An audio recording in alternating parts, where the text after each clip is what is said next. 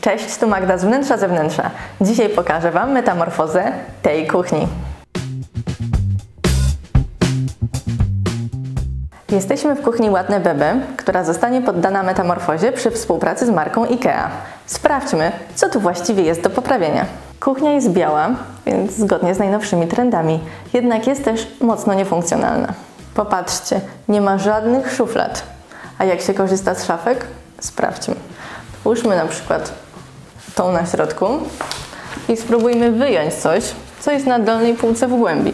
Żeby to zrobić, musimy najpierw wyjąć to, co stoi z przodu i sięgnąć tam głęboko i dopiero mam.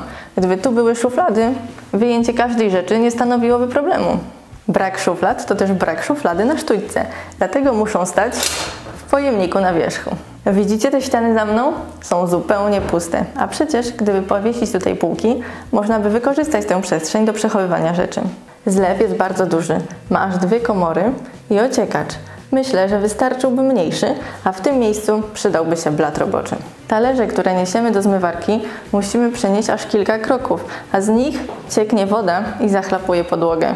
Zmywarka daleko od zlewu to jest bardzo niepomyślane rozwiązanie. W tej kuchni jest też niezachowana zasada trójkąta roboczego i trzeba będzie zdecydowanie nad tym popracować przy metamorfozie. W trójkącie roboczym chodzi o takie rozstawienie sprzętów, lodówki, kuchenki i zlewu, tak żeby wygodnie można było z nich korzystać. Ale to, o czym rzadziej się mówi, a co jest tak naprawdę w tej zasadzie kluczowe, to miejsce na blacie roboczym pomiędzy tymi sprzętami. A tutaj, jak widzicie, nie ma żadnego blatu.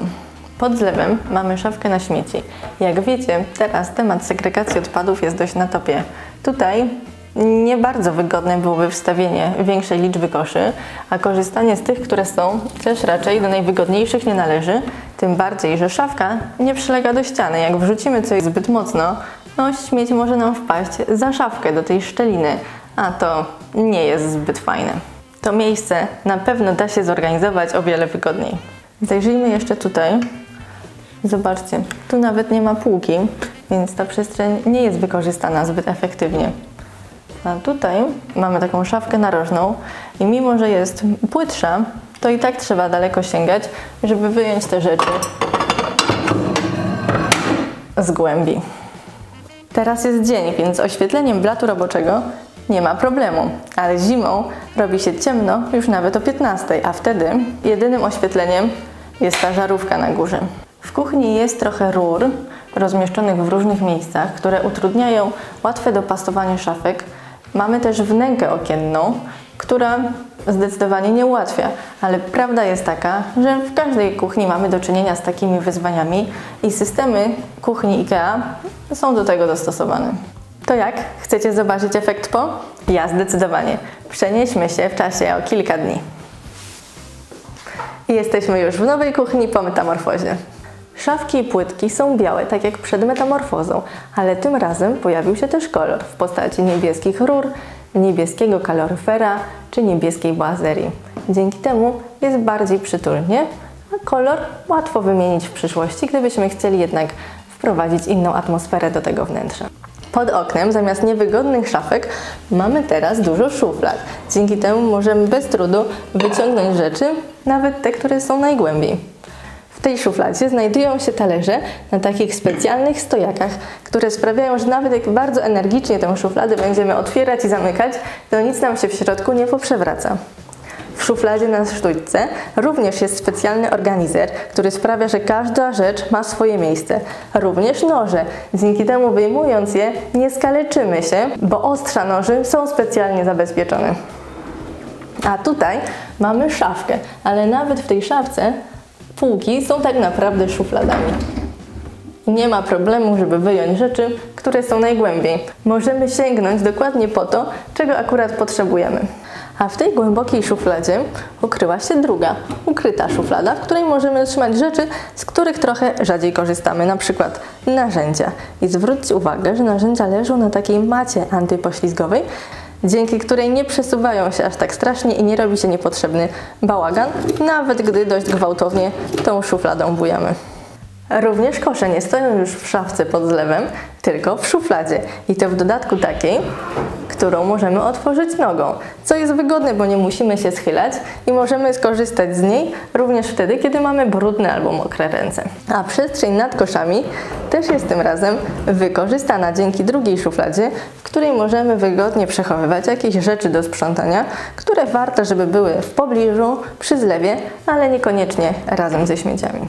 Przed remontem był duży zlew i mała zmywarka, a teraz jest mniejszy zlew jednokomorowy i duża zmywarka, w dodatku w pobliżu zlewu, dzięki czemu zdecydowanie wygodniej z niej korzystać. Zwróćcie też uwagę, jak zostały rozplanowane najważniejsze sprzęty w tej kuchni. Lodówka, zlew i kuchenka są w odpowiednich odległościach od siebie, a pomiędzy nimi mamy blat roboczy. Dzięki przestrzeganiu zasad trójkąta roboczego praca w kuchni jest zdecydowanie wygodniejsza. Za kuchenką zostało już niedużo przestrzeni, ale nawet w takim wąskim miejscu zmieści się szuflada. A szuflada przy kuchence zdecydowanie nam się przyda, żeby wszystkie rzeczy potrzebne przy gotowaniu były pod ręką. W tym miejscu wcześniej była pusta ściana, ale jak widzicie została bardzo fajnie zagospodarowana. Nie trzeba robić od razu szafki wiszącej, żeby wykorzystać dane miejsce.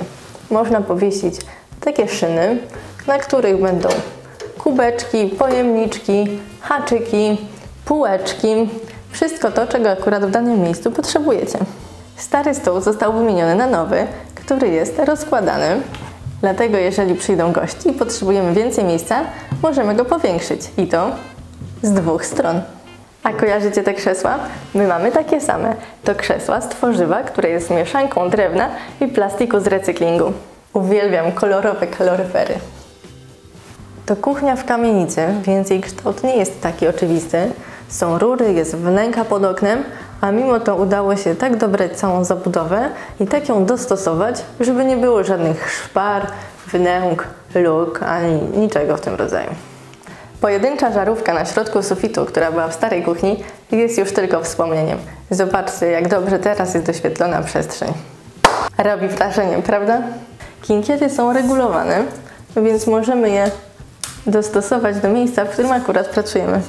A ten uchwyt na kubki to ten sam, który widzieliście w starej kuchni. Zyskał nowe życie. Jak widzicie, nie zawsze trzeba wszystko wymieniać. Dziewczyny z Ładne Bebe mogą się cieszyć świetnie zagospodarowaną kuchnią. IKEA wykonała kawał dobrej roboty. Mam nadzieję, że podobały Wam się sposoby na organizację, które pokazałam Wam w tym filmie i że zobaczymy się w kolejnym vlogu. Jeśli podobał Wam się ten film, pamiętajcie o łapkach w górę i koniecznie o subskrybowaniu mojego kanału. Do zobaczenia. Pa!